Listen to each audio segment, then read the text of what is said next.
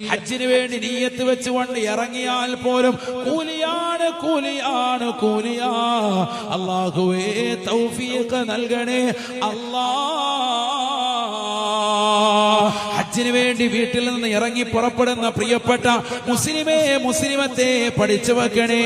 നീ വീട്ടിൽ നിന്ന് പുറത്തിറങ്ങുമ്പോൾ തന്നെ നിനക്ക് മരണമുണ്ടായാൽ വീട്ടിൽ നിന്ന് നാട്ടുകാരോട്, കൂട്ടുകാരോട്, സമൂഹത്തോട്, സമുദായത്തോട്, ഇതര സമുദായത്തോട്, സർവരോടും എല്ലാ കടമകളും കടപ്പാടുകളും പൂർത്തീകരിച്ച് യാത്ര പറഞ്ഞുകൊണ്ട് വിട ചോദിച്ചുകൊണ്ട് യാത്ര തിരിച്ച പ്രിയപ്പെട്ട ഉമ്മ, യാത്രാമധ്യേ നിന്നെ അസറായിൽ അലൈഹിസ്സലാം പിടിച്ചാൽ മന്മാത ഈ രീതിയിൽ അവൻ മരണപ്പെട്ടു പോയാൽ ഉഅ്തിയ ലഹു മിസ്ലുൽ ഹാജി വൽ മുഅ്തമരി ഇലാ യൗമിൽ ഖിയാമ.